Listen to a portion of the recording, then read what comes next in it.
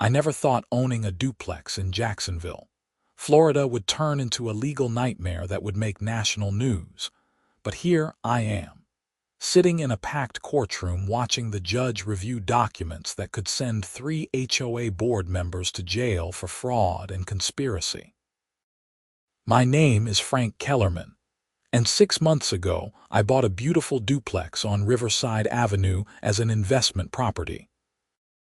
I had saved for years working as a project manager at a logistics company, finally scraping together enough for a down payment on this charming 1950s building that I planned to fix up and rent out at affordable rates.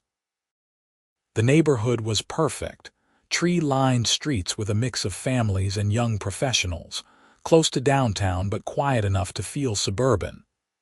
The duplex needed work, sure, but it had good bones and I saw potential.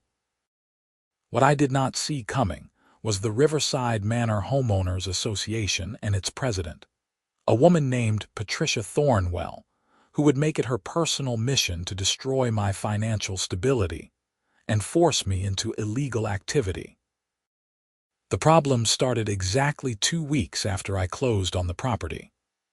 I was inside the left unit, scraping old wallpaper in what would become a cozy one-bedroom apartment, when I heard sharp knocking on the front door. I wiped plaster dust off my hands and opened it to find a woman in her mid-50s with an aggressively styled blonde bob, wearing a blazer despite the 85-degree heat, holding a clipboard like a weapon. "You must be the new owner," she said, without introducing herself. "I am Patricia Thornwell, president of the Riverside Manor HOA. We need to discuss several violations immediately." I blinked at her. "Violations? I just bought the place 2 weeks ago. I have not even finished the first unit yet." She pursed her lips, flipping through papers on her clipboard. "That is precisely the problem. You have commenced renovations without submitting the proper architectural review forms. Additionally, your exterior paint is faded and does not meet community standards. The lawn was not mowed within 72 hours of ownership transfer. And most importantly, we need to discuss your rental pricing strategy." That last part caught me off guard. My rental pricing strategy? That is none of the HOA's business. Patricia's eyes narrowed. "Everything in this community is the HOA's business, Mr. Kellerman. We have standards to maintain, property values to protect, and we certainly cannot have you undermining the rental market with below-market rates." I stared at her, genuinely confused. "Below market rates? I have not even set my rates yet. I have not advertised anything." She tapped her pen against the clipboard impatiently. "I did my research. I saw your social media posts in the Jacksonville Real Estate Investors Group. You mentioned wanting to provide affordable housing options. That is unacceptable." The conversation was surreal. I had indeed posted in that Facebook group about my excitement to offer reasonable rents, maybe helping out some folks who were struggling with Jacksonville's rising housing costs. My plan was to charge around $1,200 per month for each unit, which was about $200 below the going rate for comparable apartments in the area, but still enough to cover my mortgage and maintenance with a small profit margin. "Look," I said, trying to keep my voice calm, "I appreciate that the HOA has rules about paint colors and lawn maintenance. I will get you whatever forms you need, but my rental prices are my business decision. There is no law that says I have to charge maximum market rates." Patricia smiled, but it did not reach her eyes. "Perhaps you should review your HOA covenants more carefully, Mr. Kellerman. We will discuss this further at next week's board meeting. 7 p.m. Clubhouse. Attendance is mandatory." She turned and walked away before I could respond. That night, I dug out the HOA documents from my closing paperwork. I had skimmed them before buying, as my real estate agent assured me. It was a pretty standard HOA with reasonable fees and basic rules about property maintenance. Now, I read every single page with a highlighter and growing dread. The covenants were dense legal language, but nowhere could I find anything about rental pricing requirements. There were rules about exterior modifications, noise ordinances, parking restrictions, and architectural standards. Nothing about what I could charge tenants. I felt relieved but still uneasy. Patricia had been so confident, so aggressive. People like that did not back down easily. The next week dragged by as I continued renovations. I hired a contractor to help with the bigger jobs, replacing some rotting window frames and updating the electrical panel to code. I mowed the lawn myself, getting it pristine. I even bought paint samples that matched the HOA's approved color palette, planning to repaint the exterior once the interior work was done. Tuesday evening arrived, and I drove to the clubhouse, a modest building near the neighborhood entrance that served as the HOA's meeting space and community center. Inside, about 15 homeowners sat in folding chairs facing a long table where Patricia sat flanked by 2 other board members. I recognized a few neighbors, though I had not officially met anyone yet since I had been so busy with renovations. Patricia called the meeting to order with officious self-importance, running through mundane business like landscaping contracts and pool maintenance schedules. Finally, she got to what she clearly considered the main event. "New business," she announced, looking directly at me. "We need to address serious concerns about Mr. Kellerman's rental property at 847 Riverside Avenue. As you all know, maintaining property values is our top priority. It has come to my attention that Mr. Kellerman plans to rent his units significantly below market rate, which will depress comparable property values throughout our community." A few people turned to look at me. I felt my face getting hot. "I checked with 3 property management companies," Patricia continued, pulling out printed spreadsheets. "The average rent for a 1-bedroom apartment in Riverside Manor is $1,400 per month. Mr. Kellerman, what do you plan to charge?" I stood up, trying to project confidence I did not entirely feel. "I plan to charge $1,200 per unit. That is a fair price that covers my costs and gives working families an affordable option." Murmurs rippled through the room. Patricia held up her hand for silence. "That is exactly the problem," she said. "Your bleeding heart generosity is going to cost everyone in this room money. When rental comparables drop, property values drop. When property values drop, we all lose equity. Therefore, the board is implementing a new community standard. All rental properties must charge within 10% of established market rates." I could not believe what I was hearing. "You cannot legally mandate what I charge my tenants. That is price fixing, which is illegal under federal antitrust law." Patricia's smile was patronizing. "We are not fixing prices, Mr. Kellerman. We are establishing reasonable community standards to protect property values, which is well within our rights under Florida HOA law. If you refuse to comply, we will begin assessing fines. $500 per day for each unit rented below the minimum acceptable rate." My hands clenched into fists. "This is insane. You are trying to force me to charge more money just so your house values go up. That is not what HOAs are supposed to do." One of the other board members, a balding man in his 60s, spoke up. "Mr. Kellerman, we understand you are new here, but Patricia is right. We have to think about the community as a whole. Your individual charitable impulses cannot override the collective good." Charitable impulses. I shot back. "I am running a business. I am just not gouging people. There is a difference." Patricia stood up, clearly enjoying her authority. "The board will vote on the new rental pricing standards. All in favor." All 3 board members raised their hands immediately. It was clearly a predetermined outcome. "Motion passes," Patricia declared. "Mr. Kellerman, you have 30 days to submit your rental agreements showing compliance with the minimum pricing standards. Failure to comply will result in daily fines as stated. Meeting adjourned." I stormed out of that clubhouse so angry I could barely see straight. In my truck, I sat gripping the steering wheel, trying to calm down enough to drive safely. This could not be legal. It could not be. But Patricia had seemed so sure of herself, backed by the other board members and apparently some of the other homeowners who cared more about their property values than basic fairness. The next morning, I called a real estate attorney, whose name I found through a Google search.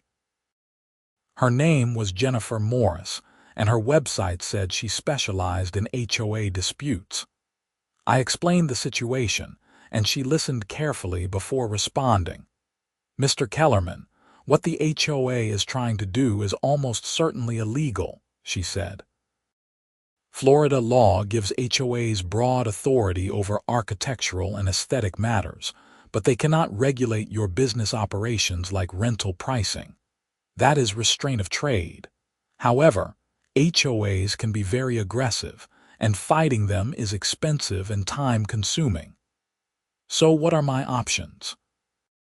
I asked. "Well, you can ignore them and let them try to fine you, then challenge the fines in court. You can file a lawsuit seeking an injunction against enforcement of this new rule. Or you can try to work with the Housing Authority and other regulatory bodies to get them investigated. The problem is, all of these options cost money and take time. Many people just give in because it is easier." I thanked her and hung up, feeling defeated. I had already stretched my finances to buy this property. I could not afford a prolonged legal battle with the HOA. But I also could not stomach being bullied into charging desperate families extra rent just to pad Patricia's property value. That afternoon, I made some calls. First, to the Florida Department of Business and Professional Regulation, which oversees HOAs in the state. I explained the situation to a bored-sounding bureaucrat who told me I could file a complaint, but investigations took months, and they could not guarantee any outcome. Great. Next, I called the Jacksonville Housing Authority, figuring they might care about an HOA trying to artificially inflate rental prices. I got transferred 3 times before finally reaching someone in their Fair Housing Compliance Division, a woman named Sandra Epstein, who actually seemed interested in my story. "That is deeply concerning," Sandra said after I explained everything. "We have been tracking rising rental costs in Jacksonville very carefully. The affordable housing crisis is real, and if HOAs are now actively preventing property owners from offering reasonable rents, that is a major problem. Can you send me all your documentation? The HOA covenants, meeting minutes, any written communications." I promised to send everything immediately. Finally, someone who got it over the next few days, I finished the renovations on the first unit and started advertising it for rent at $1,200 per month. Within 48 hours, I had 20 inquiries. I interviewed several potential tenants and ultimately chose a young couple, Marcus and Jennifer Santos, who were both teachers at a local elementary school. They were thrilled to find something affordable close to their work, and I felt good about helping them out. We signed the lease on a Wednesday afternoon. On Thursday morning, I found a certified letter in my mailbox from the Riverside Manor HOA. Inside was a formal notice of violation and a demand for $15,000 in fines, $500 per day for 30 days for renting below community standards. I called Jennifer Morris again. "They are actually doing it," I told her. "They are trying to fine me $15,000. "Do not pay it," she said firmly. "That fine is not enforceable, but they will probably try to put a lien on your property if you do not pay. We need to challenge this before it gets that far." I also forwarded the notice to Sandra Epstein at the Housing Authority. She responded within an hour. "This is exactly what we need. I am escalating this to our legal team and the state attorney's office. This could constitute housing discrimination and illegal restraint of trade. Sit tight." The next week was tense. Marcus and Jennifer moved into their unit, happy and grateful. I continued working on the second unit, which needed even more extensive repairs, including a full bathroom renovation. Every day, I expected another threatening letter from Patricia. Instead, I got something different. On Tuesday afternoon, 2 people in business attire showed up at my door with badges. One was an investigator from the Florida Attorney General's office, the other from HUD, the Federal Department of Housing and Urban Development. They wanted copies of all my HOA documents, my rental agreements, and a detailed statement about everything that had happened. "We take housing discrimination very seriously," the HUD investigator, a serious-faced man named Robert Chen, told me. "If the HOA is systematically trying to prevent affordable housing options, that could violate the Fair Housing Act. The state is also looking at potential antitrust violations." I gave them everything I had. They spent 2 hours photographing documents and taking my statement. As they left, Robert Chen handed me his card. "Keep records of everything. Every communication with the HOA, every meeting, everything. This is likely going to get bigger." He was right. The following week, I got a call from a reporter at the Florida Times-Union, Jacksonville's main newspaper. Somehow word had leaked about the investigation, and they wanted my side of the story. I agreed to an interview, figuring public pressure might help. The article came out on Friday with the headline, "Riverside Manor HOA accused of forcing landlord to raise rents, state investigates." It quoted me extensively, included Patricia's refusal to comment, and featured interviews with housing advocates who called the HOA's actions unconscionable and potentially criminal. All hell broke loose. My phone started ringing constantly. Other landlords from different HOAs across Jacksonville called to say they had experienced similar pressure. Tenants' rights groups reached out offering support. Local TV news stations wanted interviews. And Patricia Thornwell sent me a scathing email threatening to sue me for defamation. I forwarded her email to the investigators and Jennifer Morris. Jennifer actually laughed. "She is threatening to sue you for telling the truth to reporters. That is not going to go well for her." The HOA Emergency Board meeting was called for the following Tuesday. The email announcement said it was to address false and defamatory statements made by Mr. Kellerman to media outlets. Attendance mandatory. I showed up with Jennifer Morris at my side. The clubhouse was packed, not just with residents but with reporters, housing advocates, and several official-looking people I assumed were investigators. Patricia sat at the board table looking like she had swallowed a lemon, flanked by the other 2 board members who both looked deeply uncomfortable.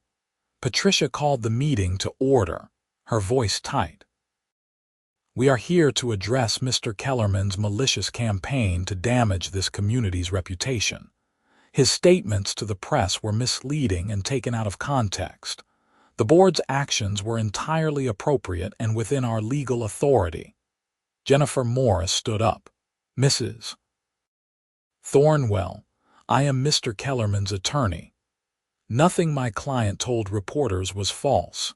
In fact, we have documentation proving every statement he made. Furthermore, as of this morning, the Florida Attorney General's office has opened a formal investigation into the Riverside Manor HOA for potential violations of state antitrust law and federal fair housing law. I would strongly advise you and the board to retain legal counsel immediately." The room exploded into conversation. Patricia banged her gavel, face flushed red. "This is ridiculous. We were protecting property values. That is literally our job." "No," Jennifer said calmly. "Your job is to enforce reasonable community standards regarding aesthetics and maintenance, not to manipulate housing markets for your personal financial benefit. There is a significant legal difference." One of the other board members, a woman named Susan something, raised her hand tentatively. "Patricia, maybe we should table this discussion until we talk to a lawyer."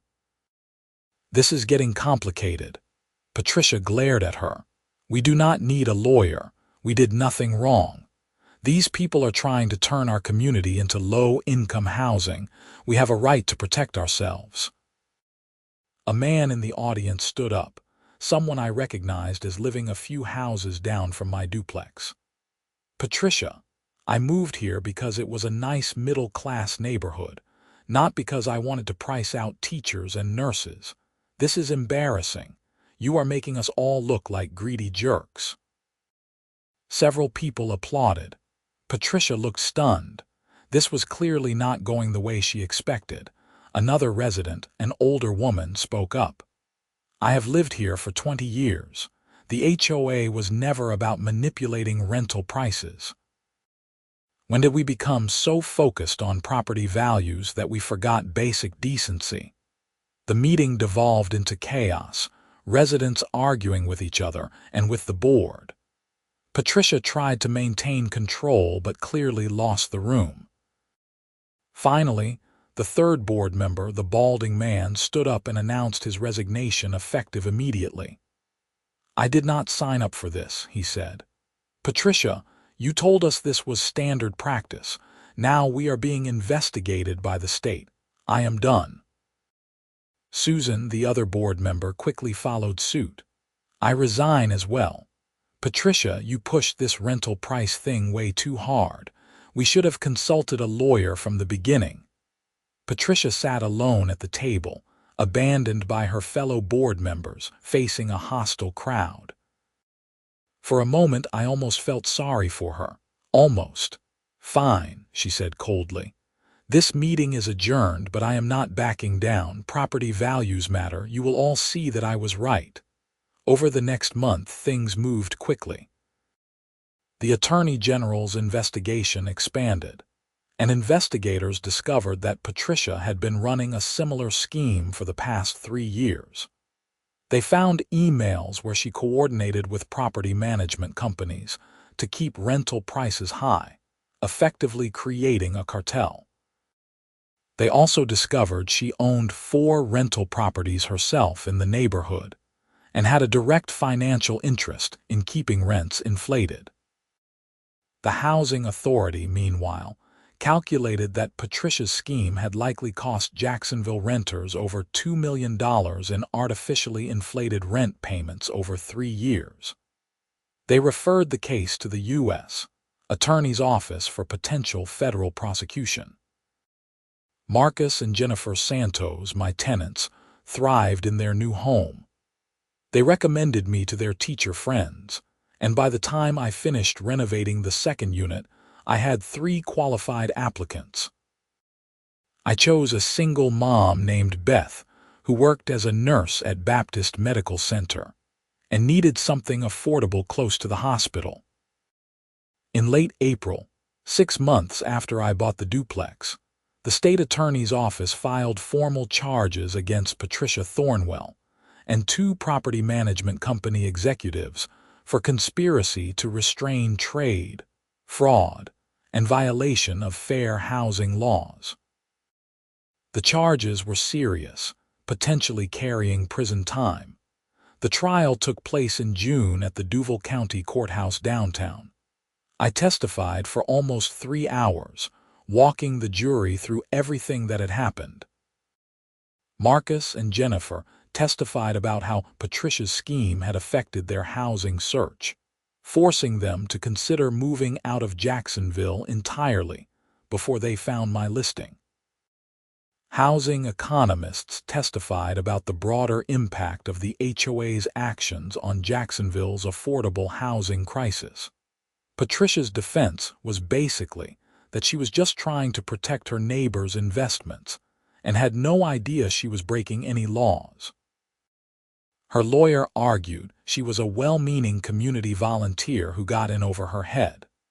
The prosecution countered with emails where Patricia explicitly discussed manipulating rental prices and coordinating with property managers to blacklist landlords who charged below market rates. The jury deliberated for 2 days. When they came back, the forewoman read the verdict, guilty on all counts. Patricia's face crumbled. She aged 10 years in that moment, the reality finally hitting her. The judge scheduled sentencing for 8 weeks later. I attended the sentencing hearing on a sweltering August morning. The courtroom was packed again, with reporters, housing advocates, and several of Patricia's victims. The judge, a stern woman in her 60s named Margaret Weston, did not look sympathetic. "Mrs. Thornwell," Judge Weston began, "you abused a position of trust within your community for personal financial gain. You made housing less affordable for working families during a time of crisis. You attempted to manipulate markets in violation of laws designed to protect consumers and ensure fair competition. Your actions were calculated, deliberate, and harmful." Patricia started crying. Her lawyer whispered something to her. Judge Weston continued, "However, the court acknowledges that you have no prior criminal record and that you have shown some remorse, at least for getting caught. Therefore, I am sentencing you to 18 months in federal prison, followed by 3 years of supervised release. You are also ordered to pay restitution in the amount of $2.3 million to be distributed to affected tenants through a court-supervised fund. Additionally, you are permanently barred from serving on any HOA board in the state of Florida." Patricia collapsed into her chair, sobbing. The property management executives received similar sentences. Justice, finally, the Riverside Manor HOA underwent major restructuring. A special election replaced the entire board with residents committed to getting back to basics, maintaining common areas, enforcing reasonable aesthetic standards, and staying out of people's private business decisions. The new board's first act was formally rescinding Patricia's rental pricing standards and apologizing to me publicly. My duplex became a model for affordable housing in Jacksonville. Local news did follow-up stories, and I even spoke at a city council meeting about the need for more reasonable rental housing. Other small landlords reached out, inspired to offer fair prices despite HOA pressure. Marcus and Jennifer Santos became good friends. We had barbecues in the backyard, and they introduced me to other teachers and first responders who were struggling with Jacksonville's housing costs. I started looking for another investment property, hoping to replicate my success. Beth, my nurse tenant, organized a neighborhood thank-you party for me that summer. She invited dozens of people, many of whom shared their own stories of housing struggles. It was humbling and energizing. I realized I had stumbled into something bigger than just owning a rental property. I had become part of a movement pushing back against the financialization of housing, against the idea that homes were just investment vehicles to maximize returns. The legal bills were substantial, even though Jennifer Morris gave me a discount, and the Housing Authority covered some costs through their victim assistance program. But it was worth it. Standing up to Patricia and the HOA was the right thing to do, even when it was expensive and stressful. In September, I closed on another duplex 3 neighborhoods over in the Murray Hill area. This one also had an HOA, but I did my research carefully. I attended several board meetings before making an offer, getting a feel for the leadership. They seemed reasonable, focused on actual community maintenance rather than financial manipulation. I also made sure my lawyer reviewed every page of their covenants before I signed anything. The second property needed even more work than the first, but I had learned a lot and had a good contractor team. I planned to rent both units at affordable rates again, continuing my mission of providing quality housing without gouging people. One Saturday in October, I was at the new property painting the kitchen when my phone rang. Unknown number, but I answered anyway. "Mr. Kellerman, this is David Grant from the Attorney General's office. I wanted to update you on the restitution process. We have identified over 300 families who overpaid rent due to Mrs. Thornwell's scheme. The court-supervised fund is distributing checks now. Your tenants, Mr. and Mrs. Santos, will receive approximately $1,800. The nurse, Miss Beth Anderson, will receive about $1,200 based on how long she was affected by inflated market rates." I was stunned. "That is amazing. Those families really need that money." "It is because of you, Mr. Kellerman. You could have just paid the fine or raised your rent and avoided all this. Instead, you fought back and exposed a significant fraud scheme. On behalf of the state, thank you." After we hung up, I sat on the floor of that half-painted kitchen and felt overwhelming gratitude. Not for me, but for how things turned out. For the fact that the system, despite its flaws, eventually worked. For the investigators and lawyers and housing advocates who took this seriously. For the jury that saw through Patricia's excuses. For the judge who handed down real consequences. That Thanksgiving, I invited Marcus, Jennifer, and Beth over for dinner at my house. We ate too much turkey and stuffed ourselves with pumpkin pie, and we talked about the crazy journey of the past year.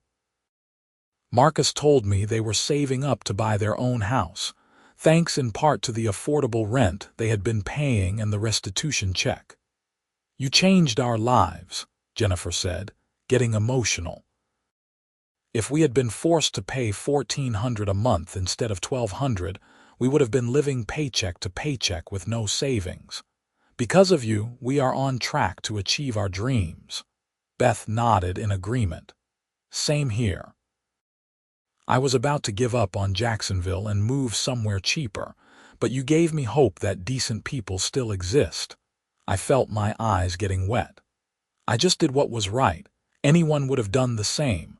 Marcus shook his head. "No, man. Most people would have caved to the HOA pressure. You stuck to your principles even when it got hard and expensive. That matters." The story got picked up nationally after Patricia's sentencing. CNN did a segment on HOA overreach and featured my case prominently. NPR interviewed me for a piece on affordable housing solutions. I even got invited to speak at a real estate investors conference about ethical landlording. The publicity brought unexpected opportunities. A developer in Tampa reached out about partnering on an affordable housing project. A documentary filmmaker wanted to make a short film about the case. Several law schools asked permission to use the case in their curriculum about fair housing law. But the most meaningful thing came from the state legislature. In early 2025, a representative from Jacksonville introduced a bill called the Fair Housing Protection Act that would explicitly prohibit HOAs from regulating rental prices or retaliating against owners who offered below-market rents. The bill cited my case extensively in its findings section. I testified at the committee hearing in Tallahassee, telling my story to a room full of legislators and lobbyists. Some HOA industry representatives opposed the bill, arguing it limited property rights. But tenant advocates, civil rights groups, and affordable housing organizations rallied in support. The bill passed both chambers with bipartisan support and was signed by the governor in May. I attended the signing ceremony, standing behind the governor as he put pen to paper, making it illegal for any Florida HOA to do what Patricia tried to do to me. "This is a victory for working families across Florida," the governor said in his remarks. HOAs serve important functions in maintaining communities, but they cannot be allowed to manipulate housing markets and price out middle-class families. Thanks to Frank Kellerman's courage in fighting back, we are closing this loophole today. The Riverside Manor HOA, under new leadership, actually gave me an award at their annual meeting that summer. A plaque that said "Community Champion" for standing up for affordable housing. It was surreal receiving recognition from the same organization that tried to find me out of existence a year earlier, but it showed how completely things had changed.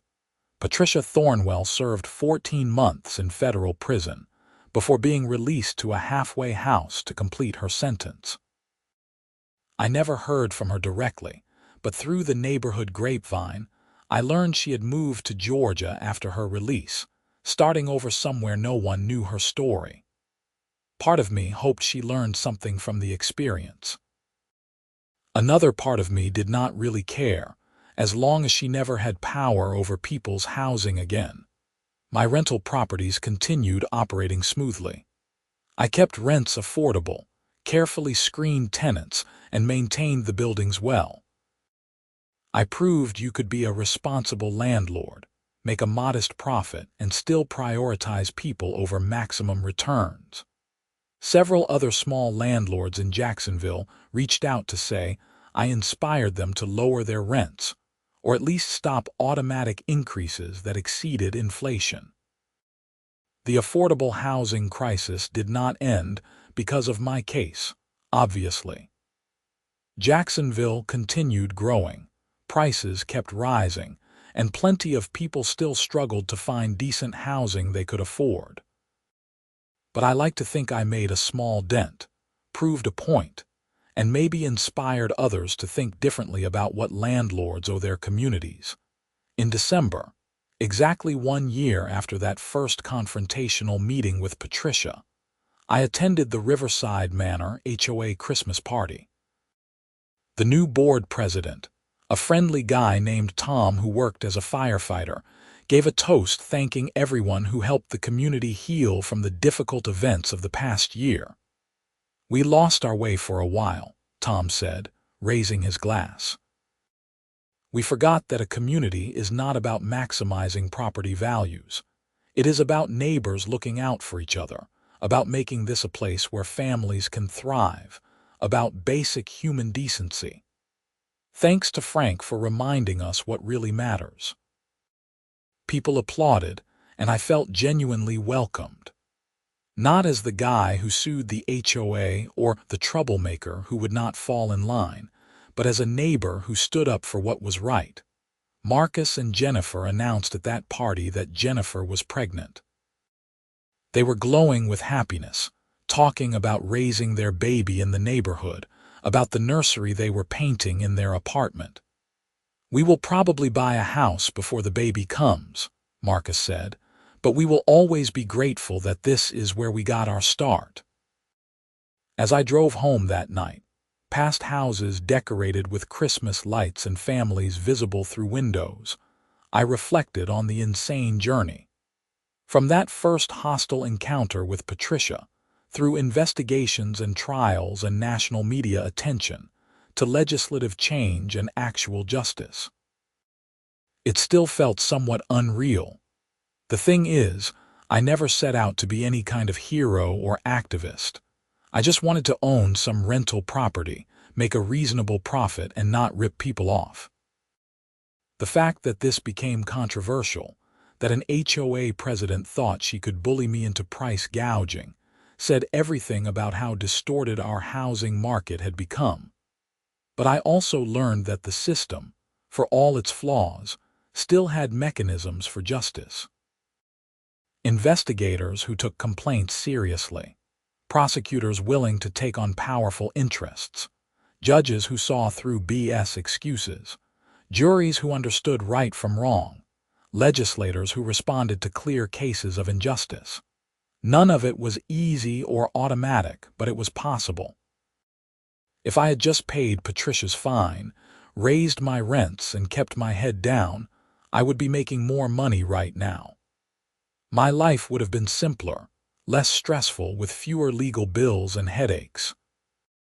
But I would also be complicit in a fundamentally unjust system, profiting off people's desperate need for housing. I could not live with that. And I am glad I fought. My phone buzzed with a text from Beth, my nurse tenant. "Hey Frank, my daughter made honor roll this semester. She wanted to thank you because if we were still in our old apartment paying crazy rent, I would have had to work more shifts and could not have helped her with homework. You made this possible." I saved that text. On hard days when property management felt overwhelming or repairs got expensive, or I questioned my choices, I would read it and remember why this mattered. The second duplex in Murray Hill was fully rented now. 2 more families paying reasonable rent and building savings instead of enriching some landlord who viewed them as merely revenue sources. I had my eye on a third property, a small fourplex that needed significant work but had good potential. Some real estate investors thought I was stupid for not maximizing profits. Some accused me of being a socialist or ruining the market. Whatever. I slept well at night. I looked my tenants in the eye without shame. I built something I was proud of. And I proved that standing up to bullies, even powerful ones with lawyers and HOA authority behind them, was possible. It was hard and scary and expensive, but possible. Patricia Thornwell tried to force me into illegal activity to pad her own investments, and instead, she ended up in federal prison while I helped change state law. That is not something I ever imagined when I bought that duplex on Riverside Avenue. But I am grateful for every difficult step of the journey. It taught me things about courage, community, and justice that I never would have learned otherwise. The story made waves beyond Jacksonville, beyond Florida. Other states started looking at similar legislation. Housing advocates across the country cited my case when fighting HOA overreach in their own communities. I got emails from landlords and tenants in California, Texas, Oregon, and Illinois, all dealing with similar issues and finding hope in what happened here. In March of the following year, I was invited to speak at a national affordable housing conference in Washington, D.C. Standing at that podium, looking out at hundreds of housing advocates, policy experts, and concerned citizens, I told my story one more time. About Patricia and her illegal demands, about fighting back despite the costs, about how justice eventually prevailed. The affordable housing crisis is not inevitable, I concluded. It is a choice. Every day, landlords and property managers and HOA boards choose whether to prioritize maximum profits or human dignity. I am just one small landlord with 2 duplexes, but I chose dignity. And when those in power tried to force me into a different choice, I fought back. We need more people willing to fight back. We need more people willing to say that housing is about homes, not investment vehicles. We need more people willing to accept reasonable profits instead of demanding maximum extraction. Change is possible, but only if enough of us refuse to participate in an unjust system. The applause was thunderous. Afterward, dozens of people came up to shake my hand, share their stories, and thank me. It was overwhelming and humbling. Flying back to Jacksonville that night, I thought about how weird life is. 18 months ago, I was just a project manager buying my first investment property, dreaming small dreams about building some wealth and helping out renters. Now I was testifying before legislatures, speaking at national conferences, and somehow becoming a voice in the affordable housing movement. None of it changed who I was at my core. I was still just Frank Kellerman, a regular guy trying to do right by his tenants and his community. But circumstances had thrust me into something bigger, and I was determined to make the most of it. The Florida Fair Housing Protection Act that my case inspired was working. In its first year, several other HOAs that had been trying similar rental price manipulation schemes backed off, afraid of prosecution. The Attorney General's office received and investigated dozens of complaints, resulting in 3 more criminal cases and numerous civil settlements. The law had teeth, and HOAs knew it. Patricia's restitution payments would continue for years. She was put on a payment plan since she clearly could not come up with $2.3 million immediately. Her rental properties were sold to pay down the debt, and she was working some kind of office job in Georgia, sending monthly checks to the court-supervised fund. Every month, checks went out to families she had harmed, slowly making them whole. I never gloated about her downfall. What happened to Patricia was justice, not revenge. She made choices that hurt people and she faced consequences. That is how it should work. I did not need to rub it in or celebrate her suffering. I just needed her to stop hurting people, and that was accomplished. The Riverside Manor neighborhood stabilized and even improved. With the toxic leadership gone and fair-minded people running the HOA, residents actually started participating more in community events. The annual block party was better attended. Neighbors helped each other with yard work and home repairs. It turned into the kind of real community that HOAs allegedly exist to create. My tenants remained happy. Marcus and Jennifer bought a small starter home in the neighborhood, moving out in June but staying in touch. I rented their unit to a young couple, both EMTs, at the same $1,200 rate. Beth renewed her lease, grateful for stability and affordability as her daughter started high school. The Murray Hill duplexes were also fully rented to good tenants: a middle school teacher, a VA hospital administrator, a pharmacy tech, and a social worker. All good people working essential jobs, all grateful for housing that did not consume half their income. I did finally buy that fourplex I had my eye on, a 1960s building near the river that needed extensive updating. It was a bigger project than I had tackled before, but I had good contractors and was learning as I went. My plan was to create 4 more affordable units, continuing to prove that ethical landlording was not just possible but sustainable. The story popped up again in national news when similar cases emerged in other states. An HOA in Arizona tried to ban rentals to families with children. An HOA in Colorado tried to mandate that all rental properties use a specific property management company owned by a board member's brother. An HOA in Virginia tried to force landlords to run criminal background checks that violated fair housing law. In each case, housing advocates cited my Florida case and the resulting legislation as a model for fighting back.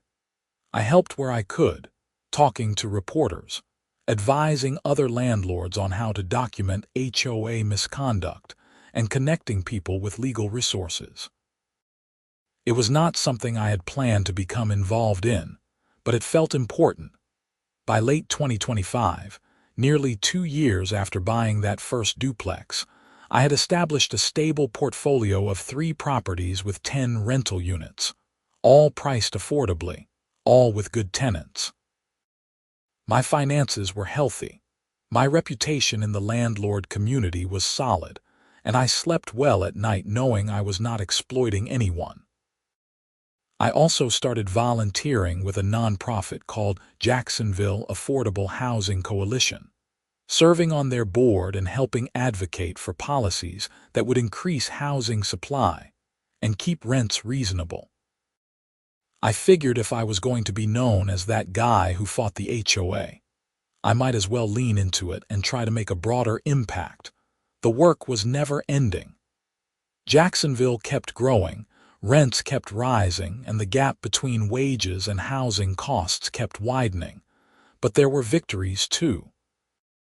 New affordable housing developments broke ground. Zoning laws were reformed to allow more density. Tenant protections were strengthened. Progress was slow but real. I thought often about that moment in Patricia's office when she first told me I had to raise my rents. How confident she was. How certain that she could bully me into compliance. How shocked she seemed when I refused. Bullies rely on people backing down.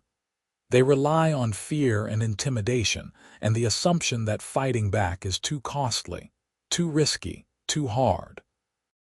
Patricia assumed I would be like everyone else she had pushed around, that I would grumble but ultimately comply. She was wrong. And her miscalculation not only ended her scheme but sparked a broader reckoning with HOA overreach across Florida and beyond. That is the lesson I took from all of this. Standing up to power is hard, it is expensive, it is stressful, it takes time and energy and resources. But it is also necessary. Because if good people always back down, bullies win. Injustice becomes normalized. Wrong becomes right simply through repetition and lack of resistance. I was not special. I was not particularly brave or smart or resourceful. I was just a regular guy who got mad enough to fight back, who had enough stubbornness to see it through, and who got lucky that the system actually worked in this instance. But if I could do it, others can too. That is what I tell people when they ask for advice about fighting their own HOA battles or standing up to other forms of housing injustice. Document everything. Find good lawyers. Tell your story to media and regulators. Build coalitions with other affected people. Do not give up even when it feels hopeless. And maybe, just maybe, justice will prevail. As I write this, sitting in the office of my first duplex on Riverside Avenue, I can hear Beth upstairs helping her daughter with homework. Outside, kids are playing in the street, neighbors are chatting on porches, and the evening sun is painting everything golden. It is a perfect Jacksonville evening in an imperfect world, but a world where at least one small corner is a bit more just because I refuse to be bullied. Patricia Thornwell tried to force me to raise rents. The housing authority called it illegal. The state prosecuted her. The legislature banned the practice statewide, and 300 families got restitution checks. That is how the story ends. Not with a dramatic courtroom confrontation or a movie-style resolution, but with regular people living regular lives in housing they can afford, protected by laws that were changed because someone refused to accept injustice as inevitable. I bought a duplex. I tried to be a decent landlord. An HOA president attempted to bully me into illegal activity. I fought back. The system, imperfectly but ultimately, delivered justice, and if it can happen in Jacksonville, Florida, it can happen anywhere. That is what I believe. That is what keeps me going. That is what I hope others will remember when they face their own Patricia Thornwells, their own battles against greed and abuse of power. Stand up. Fight back. Document everything. Tell your story. Find allies. Do not give up. Sometimes, against the odds, the good guys win.